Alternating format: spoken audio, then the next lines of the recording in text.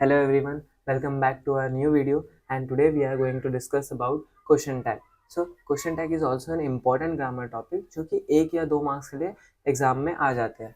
So इसे solve कैसे करना है? तो सबसे पहले चेक करना है हमें पॉजिटिव सेंटेंस. पॉजिटिव सेंटेंस जब भी होगा तो हमें ये करना है हेल्पिंग वर्ब प्लस नॉट, मतलब हेल्पिंग वर्ब के साथ नॉट लगाना है.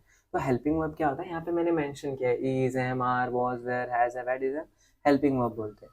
फिर सेकेंड, फॉर नेगेटिव सेंटेंस, जब नेगेटिव सेंटेंस होगा तो नॉट नहीं लगाएंगे, सिर्फ हेल्पिंग वर्ब रहेगा. स्टार्ट विद कॉमा, अच्छा जब हमें स्टार्ट करना है किसी भी सेंटेंस के आगे, जब हमें स्टार्ट करना है तो एक कॉमा लगाना है. ठीक है.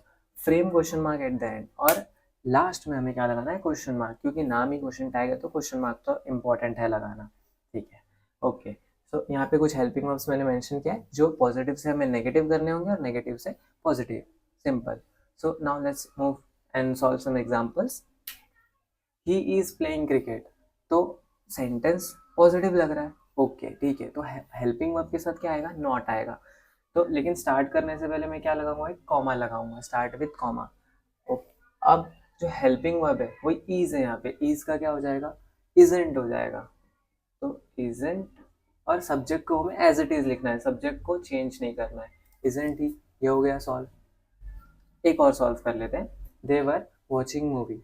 अगेन ये भी पॉजिटिव सेंटेंस है और हमें बस देखना है यहाँ पे वर्ब क्या है. तो वर्ब यहाँ पे क्या है? वर, कॉमा लगाना है स्टार्ट करने से पहले, और वर का हो जाएगा वरेंट.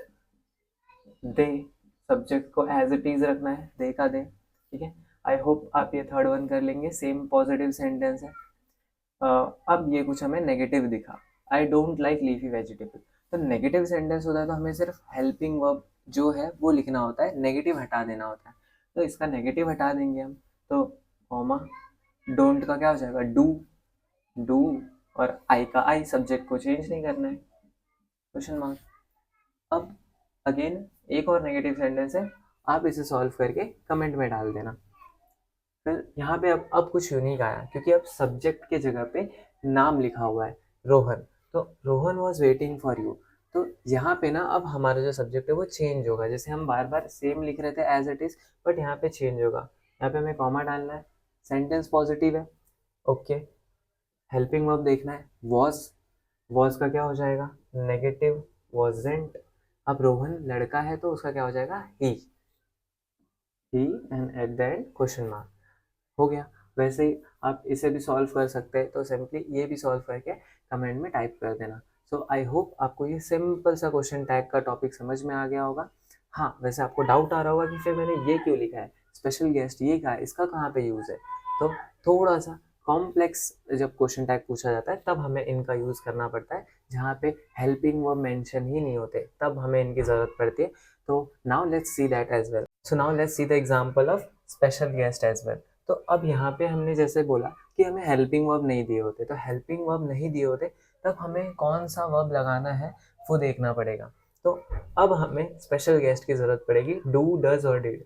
अच्छा, तो हम इसे समझ लेते हैं कि हमें डू, डज और डिड लगाना कब कब है. तो डू कब लगाना है? जब वर्ब का फर्स्ट फॉर्म होगा. वर्ब का फर्स्ट फॉर्म जब होगा तब हम डू लगाएंगे.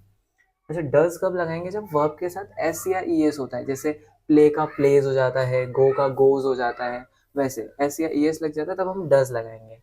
एंड लास्ट में डिड हम कब लगाएंगे? जब वर्ब का सेकेंड या थर्ड फॉर्म होगा. जैसे मैं एग्जांपल भी दे के रखा हूँ यहाँ पे कि वर्ब का first form play. Verb does कब लगाना है? एस या ई एस, जब प्लेज हो जाता है, प्लेज. एंड डिड वर्ब का सेकेंड या third form, that is played. तो ऐसे हमें वर्ब के फॉर्म के ऊपर यूज करना है डू, डज और डिड. सो नाउ, और बाकी सब कुछ सेम है. तो फर्स्ट हम सॉल्व करने का ट्राई करते हैं. She plays badminton. तो सबसे पहले तो एक कॉमा लगाना है, लगा दिया. ठीक है. अब प्लेज है यानी कि एस या ई एस आया है तो मतलब क्या रहेगा? डज. अच्छा, सेंटेंस पॉजिटिव है तो हमें डज का क्या करना पड़ेगा? नॉट, यानी कि डजेंट लगाना पड़ेगा. डजेंट, सब्जेक्ट को एज इट इज लिखना है, doesn't she, and question mark eight the and. ठीक है. तो सेकेंड वन देख लेते. ही वॉच्ड मूवी. तो अगेन सेंटेंस पॉजिटिव है तो कोई दिक्कत नहीं है, मतलब हमें जो भी हेल्पिंग वर्ब यूज करना है उसका नेगेटिव करना होगा. तो पहले कॉमा डाल देते हैं. अच्छा, वॉच्ड है ना, जो वॉच्ड वो सेकेंड थर्ड फॉर्म होता है वॉच का. ठीक है. तो अब सेकेंड थर्ड फॉर्म किस में लगता है, डिड में, ठीक है। तो यहाँ पे हम डिड का क्या कर देंगे, डिडंट, और सब्जेक्ट को एज इट इज लिख देंगे। ये हो गया tag frame. And third one is I cook food. तो आई कुक फूड, अब इसमें भी सिंपल, पहले तो कॉमा लगा दो, ठीक है। अब चेक करना है इसमें कि ये वर्ब क्या है। तो कुक जो है वर्ब का फर्स्ट फॉर्म है, तो वर्ब का फर्स्ट फॉर्म है मतलब डू, लेकिन हमें पॉजिटिव का क्या करना है, नेगेटिव। तो यहाँ पे क्या हो जाएगा, डू का डोंट और सब्जेक्ट को as it is, question mark.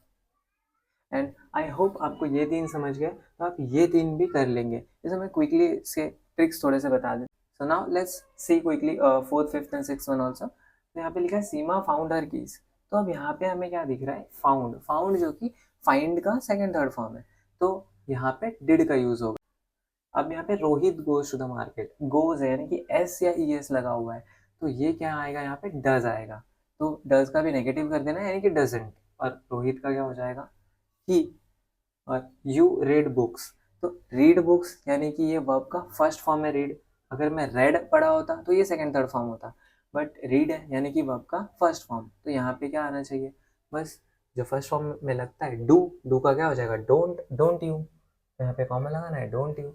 I hope you have understood this question tag topic. So अब आप इजीली इसे सॉल्व कर सकते हैं। एक बार बस ध्यान में रखना कि हमें कैसे चेक करना है, पॉजिटिव से नेगेटिव, नेगेटिव से positive, and simply helping verb का यूज करके सब्जेक्ट को लगा के एंड में question mark, and done. Thank you so much.